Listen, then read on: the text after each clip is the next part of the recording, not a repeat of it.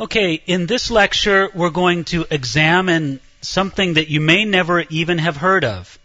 It's a movement in the early church known as the Montanist Movement, starting approximately about 150 AD and running about 80 years, at least in real strength, till about 230 AD. The Montanus Movement, I think, is very interesting and important for us to understand for a few different reasons, and that's why we're going to spend one whole lecture taking a look at it. Somewhere in the middle of the 2nd century, again we're talking about approximately 120 years after Jesus ascended into heaven, there arose a movement within the Christian community which was praised by some and condemned by others. The movement bore many different titles. Some people called them the Phrygians, or the Cataphrygians, because they were originally based in the region of Phrygia. That's an area of Asia Minor, today Turkey. The group often referred to themselves as the spirituals. That was sort of their effort to contrast themselves with what they considered to be carnal Christians that populated the church in their day. But the movement was and is most commonly called Montanism, after its founder, Montanus. Montanus was a native of this region of Phrygia. He was a unique man who is sort of problematic for church history. His movement lasted, again, as I said, for about 80 years, and certain splinter groups seem to have hung on for a few more generations. They were virtually excommunicated in the year 230 when the Synod of Iconium refused to recognize those baptized by Montanus as genuine Christians. Now understand that. This is what this synod said of Christians. It said that if you were baptized in a Montanist church, you weren't a real Christian. And so obviously this really was a very strong condemnation of the Montanus movement. The later literature of the church fathers almost unanimously rejected the movement as being very dangerous. Now, Montanus had, in his movement, had three main emphases. First, they emphasized a greater experience of the Holy Spirit. Second, they emphasized the premillennial return of Jesus Christ. Third, they showed a passion for moral purity, holiness, and what we might call an ascetic tendency. Do you understand what I mean by an ascetic tendency? Asceticism is that tendency to sort of deny yourself in radical ways. Fastings, wearing rough clothings, sleeping, or depriving yourself of sleep, I should say, sleeping in difficult situations. It's basically, and I mean, this sounds a little bit strong for me to say it, but it's basically self-torture to mortify the flesh. And this was an aspect of the Montanist movement. Now, the Montanists expected the Holy Spirit to manifest himself in their meetings through prophecy and through speaking in tongues, and they gave great prominence to the words spoken by those who had a reputation for prophecy. They generally considered the church in general to be sort of what you might call soft on sin and insensitive to the Holy Spirit. So I want you to notice that it's very interesting to see that already in the year 150 AD, there are significant numbers of Christians within the whole Christian family saying, where is the movement of the Holy Spirit in the church? We need to get back to a more active experience of the Holy Spirit. And number two, they're saying, hey, the church is soft on sin, and we need to have a greater passion for holiness and sanctification. Montanism had three main leaders. The first, of course, was its founder, Montanus. There's little reliable history on him.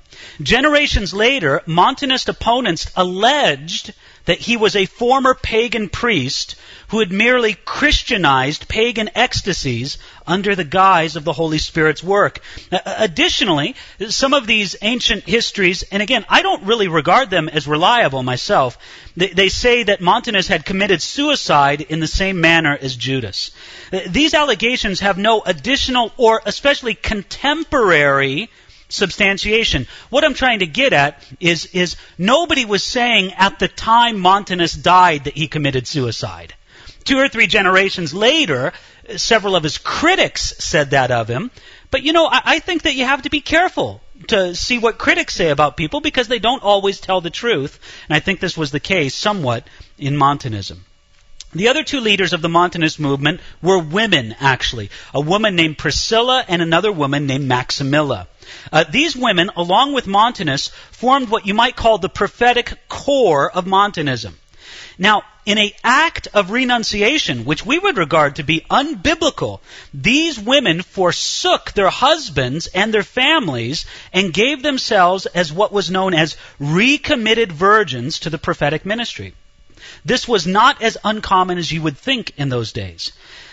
In these early days of the monastic movement, which we'll talk about a little bit later on, but in these early days of the monastic movement and in this spirit of really radical self-renunciation, there were actually people who were married, both men and women, who decided, you know what, if I really want to please Jesus Christ, I have to give up my marriage, give up my family, and live celibate for the rest of my life, typically in a monastery somewhere or another.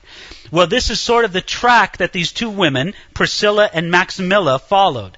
The fact that these women were active in Montanist circles and that these two prominent women had forsaken their family obligations, it really formed the basis of probably very legitimate arguments or accusations against Priscilla and Maximilla and Montanism in general.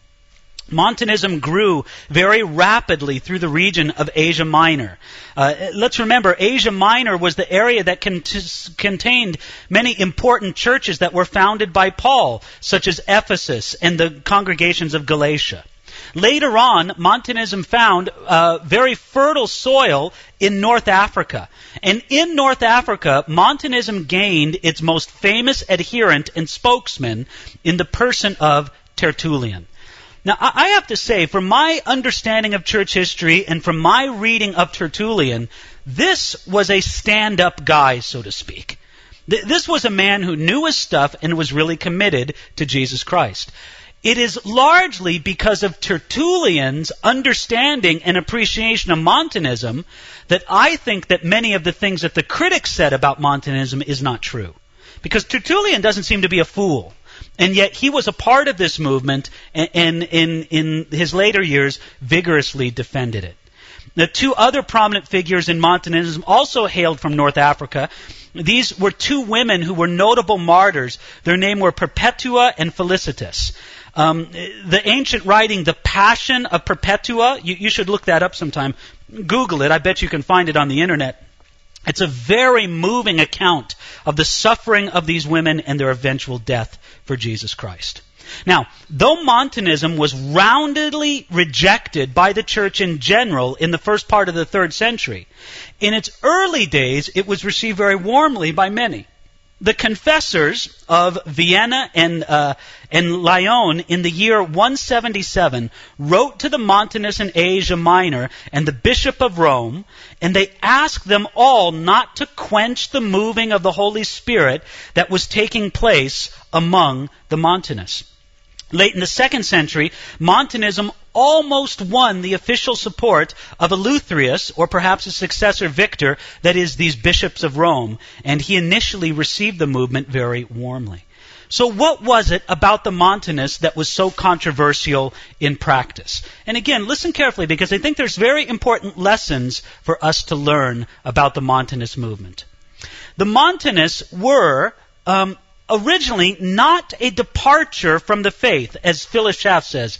He says Montanism was not originally a departure from the faith, but a morbid overstraining of the practical morality and discipline of the early church. In other words, it wasn't that the Montanists believed false doctrines. Schaff criticized them. He's the well-known church historian, Philip Schaff.